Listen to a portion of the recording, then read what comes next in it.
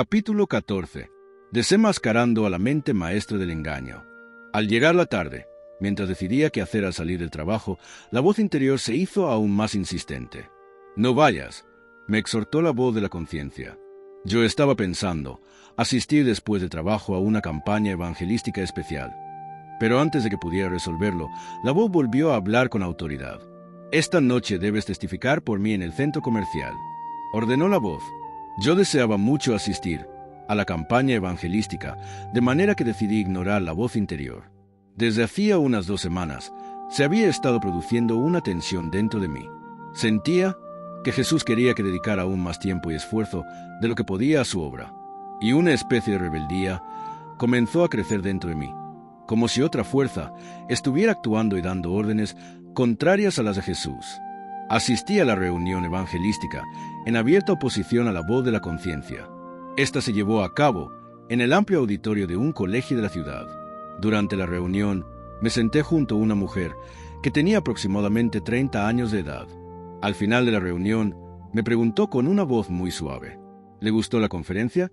Sí, estuvo bastante buena, repliqué, pero creo que sus ideas corresponden a una mentalidad muy estrecha. La verdad es que me había sentido incómodo durante la participación del evangelista. Cuando terminó, yo estaba muy agitado debido a esta posición fundamentalista y decidí ser más abierto y activo con mis creencias de la nueva era.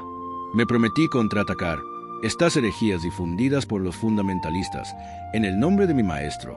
La mujer preguntó tranquilamente: ¿cuáles son sus puntos de vista religiosos? Soy cristiano de la nueva era, le respondí a boca de jarro. Esta era la primera vez que hacía una declaración semejante a un creyente cristiano. La voz interior de la conciencia siempre me había advertido que no hablara abiertamente acerca de mis creencias de la nueva era.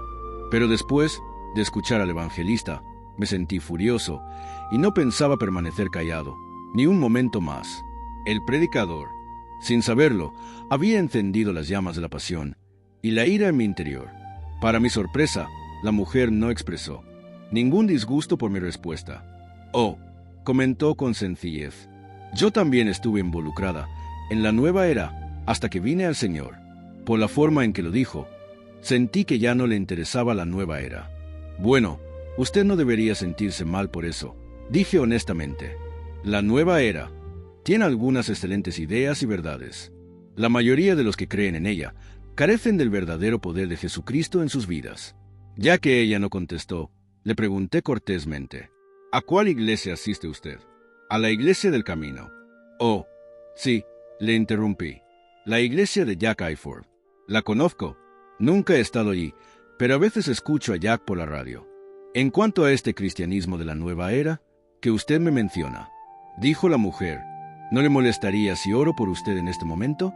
Ignoro sus creencias, pero me gustaría orar por usted». «Claro, por supuesto que podemos orar», repliqué, pensando que nunca me vendrían mal algunas oraciones extras que fortalecieran mi ministerio. La mujer me tomó de las manos mientras orábamos.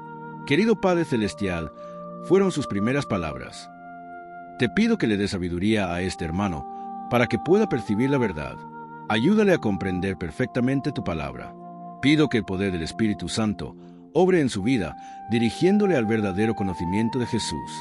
Todo esto te lo pido en el nombre de Jesús. Amén». Qué bonito se siente cuando alguien ora por uno, pensé mientras abandonaba el auditorio. Aun cuando tenía una estrecha relación con Jesús, deseaba estar más lleno de su poder y de su verdad. Más o menos, al cabo de una semana después de la campaña evangelística, me preparaba para salir del trabajo al final del día. De pronto, la voz interior me habló con insistencia y me advirtió: «No vayas a la biblioteca», me ordenó la voz de la conciencia. «Debes ir a testificar en el centro comercial esta noche». Fui indiferente a la voz de la conciencia, que ya no era muy bienvenida a mi vida. «Tienes que hacer mi obra», me ordenó con firmeza, como si fueran palabras de Jesús. «El tiempo se acaba. Tienes que lograr establecer tu ministerio», añadió con urgencia. El espíritu que se revelaba a la voz interior surgió de nuevo. Esta noche en particular ignoré obstinadamente sus indicaciones. En el centro de mi mente empezaba a formarse un proyecto alternativo. Deseaba leer un libro específicamente. Aun cuando la voz interior continuó: Exhortándome a ir al centro comercial a predicar, decidí obtener una copia de ese libro. En principio, al leer la Encyclopedia of American Religions, que en español se conoce como Enciclopedia de las Religiones, en Norteamérica, de Gordon Melton, encontré una interesante sección donde se describía una mujer que pretendía haber tenido visiones de Dios a mediados del siglo XIX. La idea de que una mística cristiana vivió antes de Madame Blavatsky y Alice Bailey despertó un profundo interés en mí. Sonaba como si hubiera sido una cristiana de la nueva era, que hubiese vivido muchas décadas antes del comienzo del movimiento contemporáneo de la nueva era.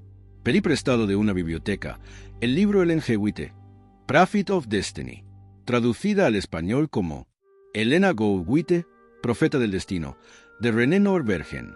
Comenzaba describiendo una visión, en la cual Helena de White vio el terremoto de San Francisco varios días antes que ocurriera. Las habilidades psíquicas que al parecer tenía me impresionaron y me impulsaron a seguir leyendo. Más adelante, seguía una discusión general con respecto a la diferencia entre la habilidad psíquica y la profecía. El autor analizaba a médiums psíquicos como Edgar Cayce, Jeanne Dixon y Peter Urquhart desde el punto de vista de la comparación de sus enseñanzas con las Sagradas Escrituras. Después venía una breve biografía de Helena G. de White. Más tarde mi atención fue atraída por el capítulo titulado Unmasking the Mastermind, traducida al español como Desenmascarando a la mente maestra, que contenía la narración de una visión que Helena G. de White había tenido en 1858. Ella escribió: Satanás fue una vez un ángel a quien se honraba en el cielo, el que seguía en orden a Cristo. Su semblante, como el de otros ángeles, era benigno y denotaba felicidad. Su frente alta y espaciosa indicaba poderosa inteligencia. Su figura era perfecta y su porte noble y majestuoso. Pero cuando Dios dijo a su Hijo, «Hagamos al hombre a nuestra imagen», Satanás sintió celos de Jesús. Deseó que se le consultase acerca de la creación del hombre, y puesto que no se lo tomó en cuenta, se llenó de envidia, celos y odio. Él deseó recibir los más altos honores después de Dios en el cielo. Me preguntaba si existía realmente un Satanás que se había revelado en el cielo con un grupo de ángeles. Recordé que Muriel nos había hablado algunas veces de Satanás, de fuerzas malignas. Es decir, aparentemente, Satanás era un ser real. En cambio, Hwal K'Hull denunciaba como falsa la idea de que existiera un gran enemigo de Dios. Consideraba que el diablo no era más que un mito. La narración de Helena G. de White llamó mi atención. Nuevamente, ¿qué dice? Hasta entonces todo el cielo había estado en orden, armonía y perfecta sumisión al gobierno de Dios. Rebelarse contra su orden y voluntad era el mayor pecado. Todo el ciclo parecía estar en conmoción. Hubo contienda entre los ángeles. Satanás y los que simpatizaban con él luchaban por reformar el gobierno de Dios. Querían escudriñar su insondable sabiduría y averiguar cuál era su propósito al exaltar a Jesús y dotarle de tan ilimitado poder y comando. Se rebelaron contra la autoridad del Hijo. Toda la hueste celestial fue convocada para que compareciese ante el Padre, a fin de que se decidiese cada caso. Allí mismo se decidió que Satanás fuese expulsado del cielo, con todos los ángeles que se le habían unido en rebelión. Comencé a reflexionar en la posibilidad de la existencia de un arcángel en el cielo, llamado Satanás, que se pusiera celoso y se rebelara contra Dios. Quizás Satanás moraba en algún lugar del planeta en el reino de los espíritus. Luego seguí leyendo. Satanás se sorprendió de su nueva condición. Había desaparecido su felicidad. Contempló a los ángeles, quienes juntamente con él una vez habían sido tan felices, pero que habían sido echados del cielo con él. Antes de su caída, ni una sola sombra de descontento. Enturbiaba su perfecta felicidad. Ahora, todos parecían cambiados. Los rostros que una vez habían reflejado la imagen de su Hacedor estaban sombríos y manifestaban desesperación. Entre ellos había lucha, discordia y amarga recriminación. Cabe señalar, la visión es conocida como visión del gran conflicto. Dicho esto, algo en el texto me sorprendió, que me resultó tan revelador, que avancé en la lectura. Cuando Satanás comprendió perfectamente que ya no había posibilidad de volver al favor de Dios, comenzaron a manifestarse su malicia y su odio. Consultó con sus ángeles y se hizo un plan para luchar contra el gobierno de Dios. Cuando Adán y Eva fueron colocados en el hermoso huerto, Satanás hizo planes para destruirlos. Se decidió que Satanás debía asumir otra forma y manifestar interés por el hombre. Debía hacer insinuaciones, contra la veracidad de Dios y crear dudas en cuanto a si Dios realmente quería decir lo que había dicho. Bajé el libro y medité por un momento en este fascinante relato acerca de la rebelión. ¿Se había revelado Satanás realmente y luego había sentido tristeza y desesperación por haberse separado de Dios? Tomé el libro nuevamente y seguí leyendo. Satanás comenzó su obra con Eva para inducirla a desobedecer. Tan pronto como Eva hubo desobedecido, se convirtió en un medio poderoso para ocasionar la caída de su esposo. Entonces Satanás se regocijó. Las nuevas de la caída del hombre se difundieron por el cielo. Todas las arpas se silenciaron. Los ángeles, entristecidos, se quitaron la corona de la cabeza. Todo el cielo estaba en agitación. Satanás triunfó. Había hecho que otros sufrieran por causa de su caída. Él había sido echado del cielo, ellos del paraíso. Mientras reflexionaba en cuanto se abría un Adán y una Eva que habían sido tentados por el diablo en el paraíso, recordé que cuando era adolescente cristiano había aceptado la verdad de que la vida comenzó con la creación de Dios, tal como está registrado en el libro del Génesis. Pero por alguna razón yo había desechado la idea de que Adán y Eva habían sido tentados y hubieran caído. Era como si yo no quisiera aceptar la existencia de un Satanás que podía tentar a la gente. Me sentía un poco mejor con la idea de que la tentación era un proceso interno que ocurría dentro de la mente de una persona y que era causada por la necedad y la ignorancia. Recordé que Muriel creía en el registro de la caída del Génesis. Basada en revelaciones de Jesús, nos dijo que el pecado de Eva fue una terrible catástrofe y subsecuentemente causó todo el sufrimiento que hoy envuelve al planeta. Rápidamente retomé la narración de Elena G. de White.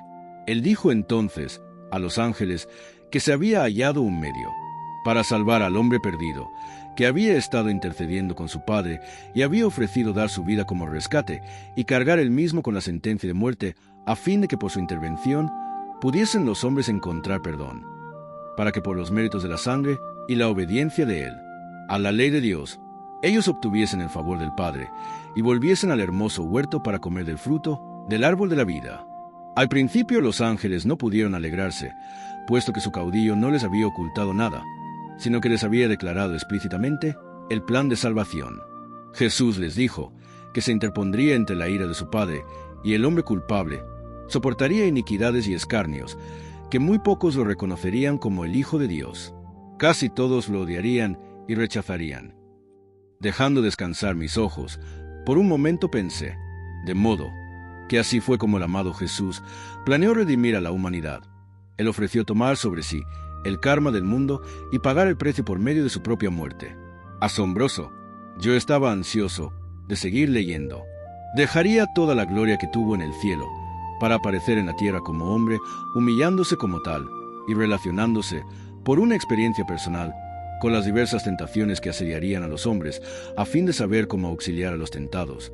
Y que por último, una vez cumplida su misión como maestro, sería entregado en manos de los hombres, para sufrir cuantas crueldades y tormentos pudiesen inspirar a Satanás y a sus ángeles a los malvados, que moriría de la más cruel de las muertes, colgado entre el cielo y la tierra como culpable pecador, que sufriría terribles horas de agonía, de la cual los mismos ángeles esconderían el rostro, pues no podrían tolerar el espectáculo. No sería solo agonía del cuerpo la que sufriría, sino también una agonía mental con la que ningún sufrimiento corporal podía compararse. Sobre él recaerían los pecados del mundo entero. Les dijo que moriría, que resucitaría al tercer día y ascendería junto a su Padre para interceder por el hombre rebelde y culpable. Con santa tristeza consoló y alentó Jesús a los ángeles, manifestándoles que más tarde estarían con él aquellos a quienes redimiese, pues con su muerte rescataría a muchos y destruiría a que tenía el poder de la muerte. Su Padre le daría el reino y la grandeza del dominio bajo todo el cielo, y él lo poseería para siempre jamás. Satanás y los pecadores serían destruidos, para que nunca perturbasen el cielo ni la tierra purificada. Sentí una profunda admiración y asombro a medida que apreciaba la obra que Jesús había realizado. Volviendo al libro, leí lo siguiente. Se me mostró a Satanás tal como había sido antes, un ángel excelso y feliz. Después se me mostró tal como es ahora. Todavía tiene una regia figura. Todavía son nobles sus facciones, porque es un ángel caído, pero su semblante denota viva ansiedad, inquietud, malicia, desdicha, odio, falacia, engaño y toda especie de mal. Me fijé especialmente en aquella frente que tan noble fuera. Comienza a inclinarse hacia atrás desde los ojos. Vi que se viene dedicando a mal desde hace tanto tiempo, que en él las buenas cualidades están degradadas y todo rasgo malo se ha desarrollado. Sus ojos, astutos y sagaces, denotan profunda penetración. Su cuerpo era grande, pero las carnes le colgaban flácidas en la cara y las manos. Cuando lo vi, tenía apoyada la barbilla en la mano izquierda. Parecía estar pensativo. Se le entreabrieron los labios en una sonrisa que me hizo temblar, por lo cargada que estaba de malignidad y satánica astucia. Traté de figurarme la imagen de Satanás, tal como la representaba Elena G. de Witte. De pronto, me sentí desolado y enfermo, con mi monumental descubrimiento. Es él, dije casi sin aliento, es mi maestro. He sido un seguidor de Satanás todos estos años. Me estremecí de angustia al ver que todo mi mundo se desplomaba delante de mí, y me sentí como si hubiera sido lanzado desde un aeroplano sin paracaídas. Al imaginar otra vez la perversa y taimada sonrisa de Satanás, un horripilante pensamiento cruzó por mi mente. Yo lo había visto iniciar su cristianismo falsificado de la nueva era. Su mejor carta la usará al final, al aparecer en nuestro planeta físicamente y pretender que Él es Jesucristo, la reaparición de Cristo, según la nueva era. ¡Oh Dios!, exclamé, conmocionado por la angustia. Hvalcachuele y el maestro que se hace llamar Jesucristo son ángeles de Satanás. Ellos me han estado engañando todos estos años. No había ninguna duda. En mi mente, yo había sido discípulo de Satanás. Todo el movimiento de la nueva era y su falso cristianismo es un plan satánico muy hábil para obstruir la misión del verdadero cristianismo. De pronto, comprendí que lo que en realidad está haciendo Satanás es preparar al mundo para su espectacular aparición en la cual millones y millones de personas lo proclamarán como el Cristo, el Mesías que ha regresado. En realidad, será la aparición del Anticristo, su magistral engaño. Un texto bíblico brilló con intensidad en mi mente. Falsos cristos y falsos profetas aparecerán para engañar, si fuera posible, aún a los escogidos. Destrozado por la angustia, horribles sensaciones me inundaban una tras otra al comprender nuevas cosas. Satanás y sus ángeles me habían estado preparando para ser un falso profeta. Yo me había convertido en su esclavo. Todos los así llamados maestros de la jerarquía nunca habían vivido como seres humanos evolucionados, en los Himalayas ni en ninguna otra parte del mundo. Los maestros y los otros espíritus de la nueva era no eran más que ángeles malignos, disfrazados de ángeles de luz. Son los mismos ángeles que fueron arrojados del cielo durante la gran rebelión de Satanás. Al recordar la increíble visita de Hvalcachuele, unos 6 años atrás, comprendí que había sido totalmente engañado. Por el brillo de su apariencia y por la pretensión de que era un antiguo maestro del Tíbet, que tenía 350 años de edad, que había alcanzado finalmente la inmortalidad, tras experimentar varias reencarnaciones sobre este planeta. Me estremecí al saber que Hvalcachuele nunca había vivido como un ser humano, sino que era un ángel satánico. Me di cuenta que Hvalcachuele, siendo un ángel, podía tomar la forma humana y aparecer como hombre e incluso tomar la apariencia de Jesús. Podía aparecer en su cuerpo de luz etérico como se me había aparecido, o en su cuerpo de carne física como se le había aparecido al principio a Muriel en 1963. Me sentí como una persona a quien se le anuncia la muerte de un ser querido. Quedé aturdido y silencioso. Los pensamientos comenzaron a agitarse en mi mente, al considerar todo el dinero y todo el tiempo que había dedicado al movimiento de la nueva era.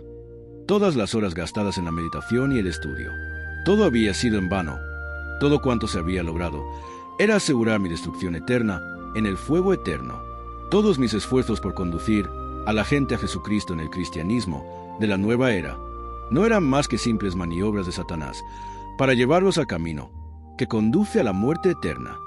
La rapidez con que surgían mis convicciones se parecían a varias conversiones registradas.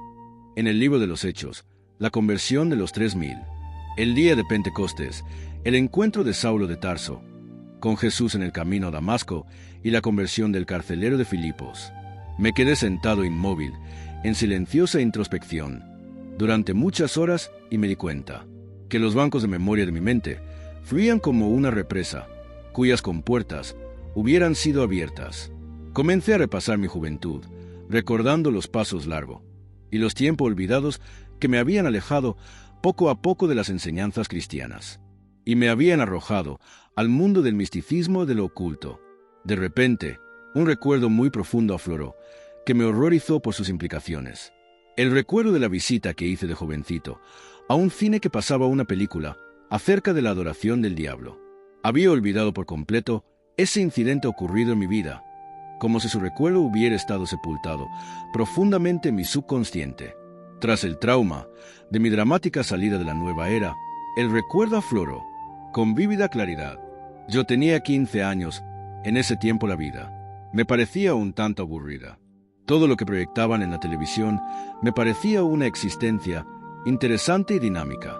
Ello me creaba un deseo de experimentar fuertes emociones que contrarrestaran el surco trillado y mundanal que al parecer estaba recorriendo. En la acera de enfrente de mi escuela secundaria había un cine que se especializaba en proyectar películas de terror, especialmente las del tipo Frankenstein. Al leer los cartelones, pensaba en cuán emocionante sería ver algunas de ellas, ya que por ser tan horribles no las pasaban por la televisión. Desobedeciendo los consejos de mis padres, asistía a aquella sala en varias ocasiones. Al recordar claramente las escenas de esa película de Devil Rides Out, que en español se traduce El diablo anda suelto, específicamente referente a la adoración del diablo, me horroricé al comprobar que era responsable y directa de mi iniciación en el camino hacia el mundo de lo oculto. En ella había dos personajes principales. El primero de ellos era un joven que estaba siendo seducido por un grupo de adoradores del diablo. Su antagonista era un mago moderno ocultista.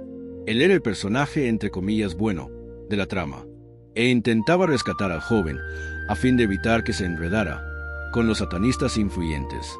La crisis del film se centraba en un gran festival planeado por los adoradores de Satanás, durante el cual invocarían la presencia personal del diablo para que los bendijera con mayor poder y riqueza.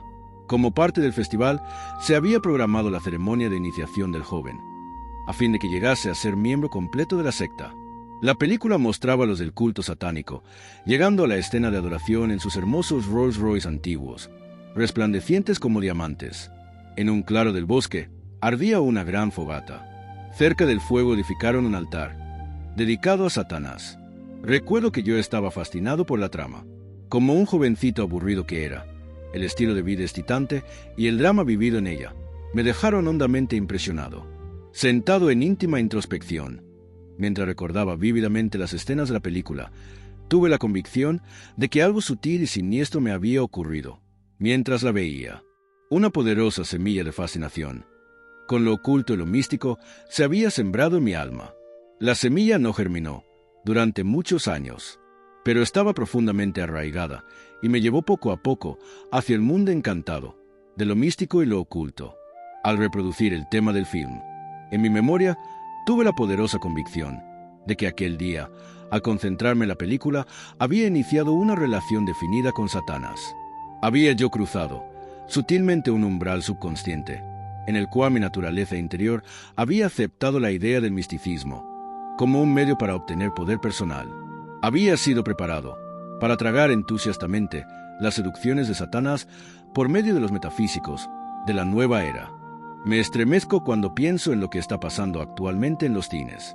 Hoy las películas místicas y de ocultismo son casi normales. Incluso episodios tan sencillos y aparentemente inocuos como los de E.T. y la Guerra de las Galaxias están empapados de conceptos místicos y ocultos.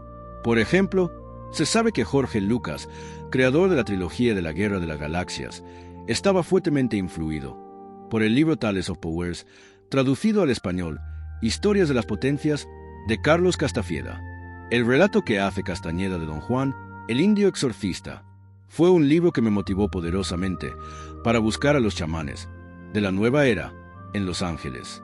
Qué irónico es que el mismo personaje bueno, entre comillas, de la película The Devil Rides Out sea tan satánico como los adoradores de Satán, que son los supuestos malos de la trama del film. Ahora puedo ver cómo usa Satanás su brillante intelecto para engañar a los de la nueva era, de modo que crean que son chicos buenos que tratan de esparcir la luz y la sabiduría en un mundo ignorante y perverso. Satanás se ha notado una enorme publicidad al inspirar a los medios masivos de comunicación para que lo representen como un ser repugnante y ficticio que tiene la forma de una bestia horrible. La película The Devil Rides Out representaba a Satanás como una bestia con cuerpo humano y cabeza de becerro. Otras imágenes comunes lo muestran como un horrible demonio rojo, con cuernos, vestido con una capa negra y portando un tridente en la mano. Esta imagen es tan grotesca que la mayoría de la gente ha terminado por rechazar la existencia real de Satanás, considerándolo como una figura puramente mítica. Aunque yo fui criado como cristiano, en un hogar cristiano, no creía en la existencia de Satanás. Poca gente está consciente de la verdadera naturaleza e identidad de Satanás, un ángel de luz, que se parece mucho a la idea que uno tiene de cómo se vería Cristo.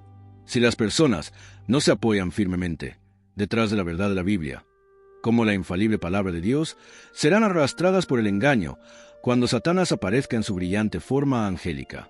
Ellos piensan automáticamente que el gran ser de luz que aparece frente a ellos es Cristo Jesús, o ya sea al menos uno de los grandes ángeles de Dios. No importa cuántas ideas antibíblicas comienza a proponer el falso mensajero. The Reincarnation Sensation, página 16, por N.L. Heisler y J.Y. Maño, Tyndale House, en 1986. Cuando la misma manifestación se les aparece a los apóstoles de la nueva era, se sienten estimulados a enseñar filosofías que son sumamente engañosas.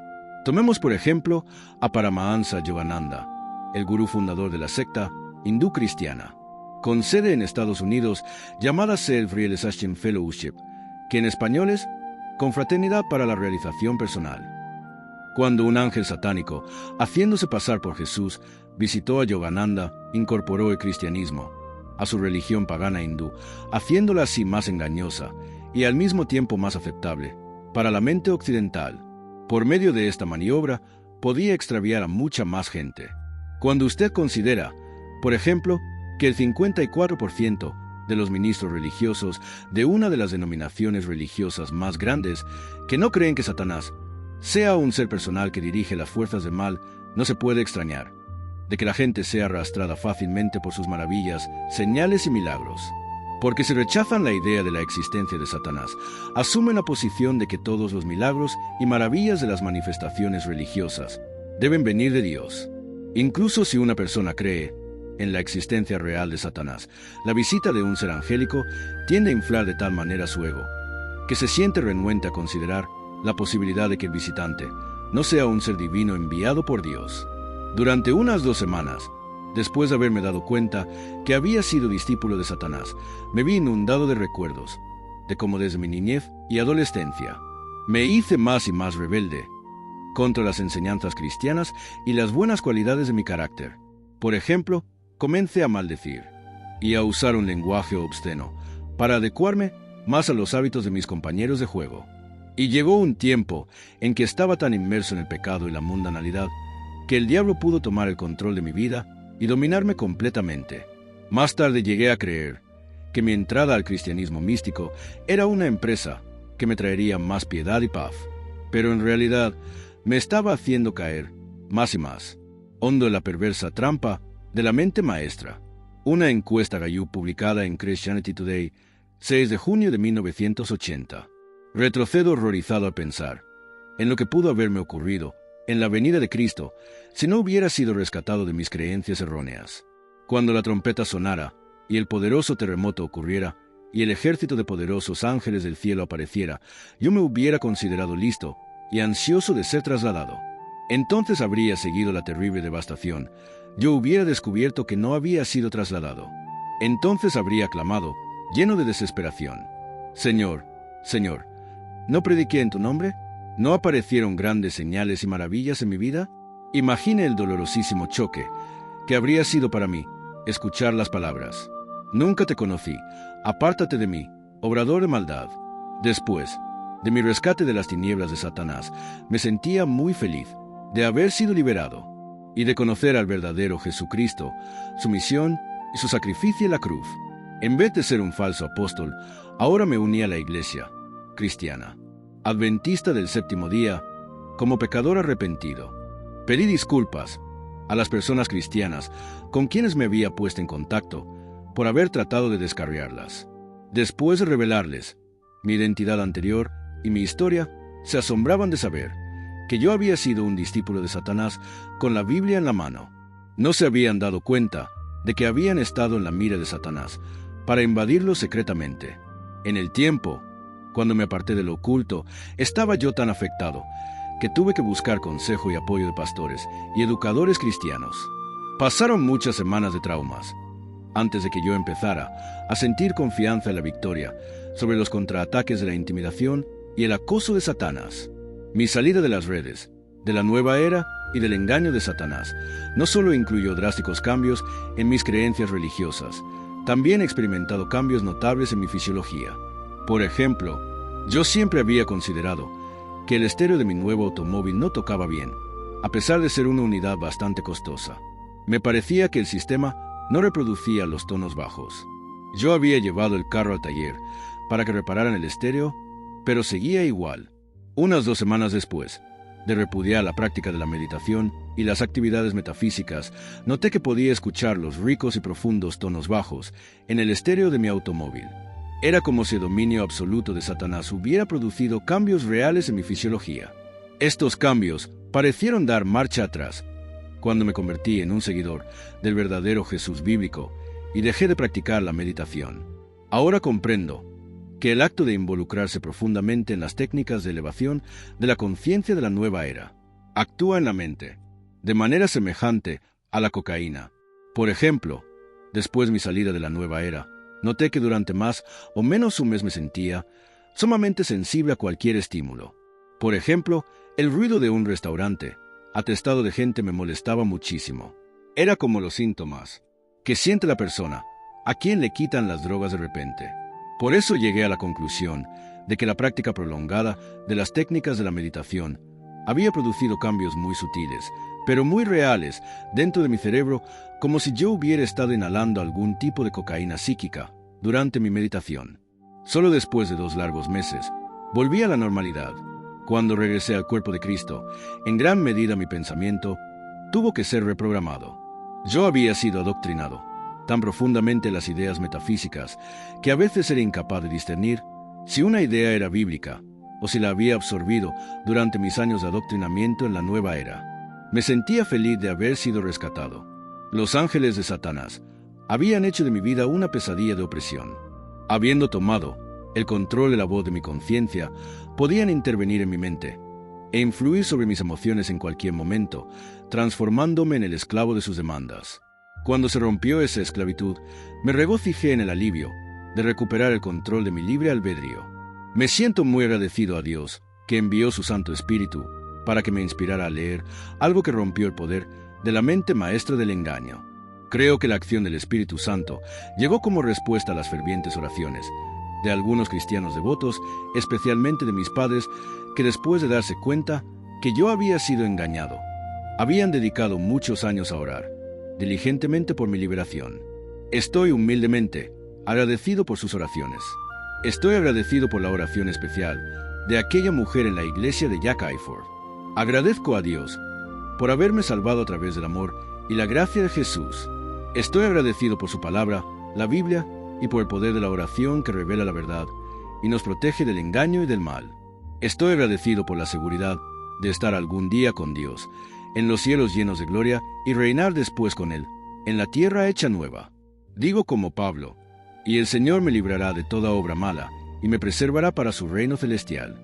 A Él sea gloria por los siglos de los siglos. Amén. Segunda de Timoteo capítulo 4, versículo 18. Me regocijo por haber experimentado en forma personal el cumplimiento de la promesa de Jesús. Y conoceréis la verdad, y la verdad os hará libres. Juan capítulo 8, versículo 32.